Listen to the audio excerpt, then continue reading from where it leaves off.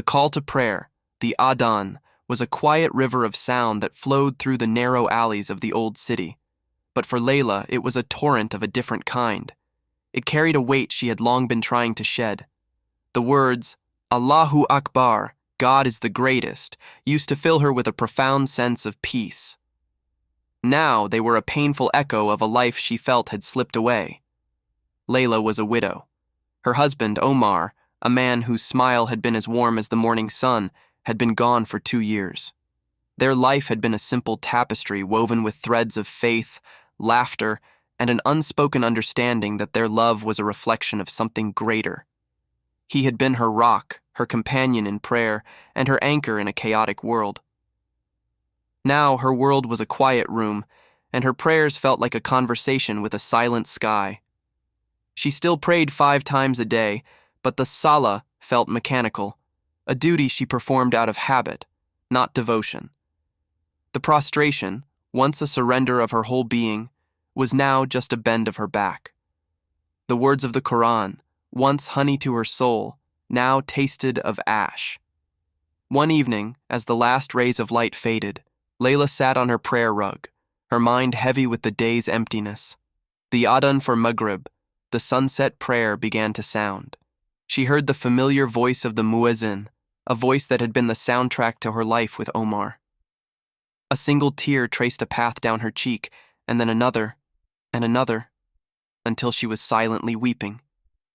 It was not a cry of grief for Omar's loss, but of anguish for her own. She felt broken. She felt disconnected from the God she had always loved.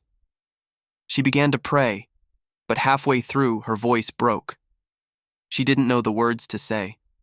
Her heart, a tight knot of sorrow, couldn't find its way to the familiar rhythm of devotion.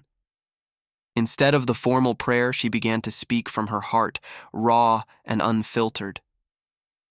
Ya Allah, she whispered, her voice trembling. I am so tired. My heart is heavy. I feel so far from you.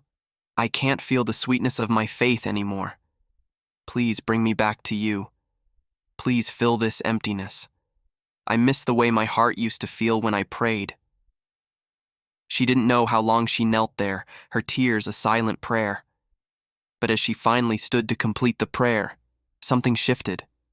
It wasn't a grand revelation, but a quiet, subtle change. The familiar words of the Salah didn't feel empty anymore. They were a simple, humble offering from a broken heart, and for the first time in 2 years, she felt a flicker of the peace she had been longing for. The prayer was not about words anymore. It was about the act of reaching out. Layla finished her prayer, and as she sat in reflection, the silence in her room felt different. It was no longer an empty void, but a presence. She realized that her faith had not been broken. It had just been bruised.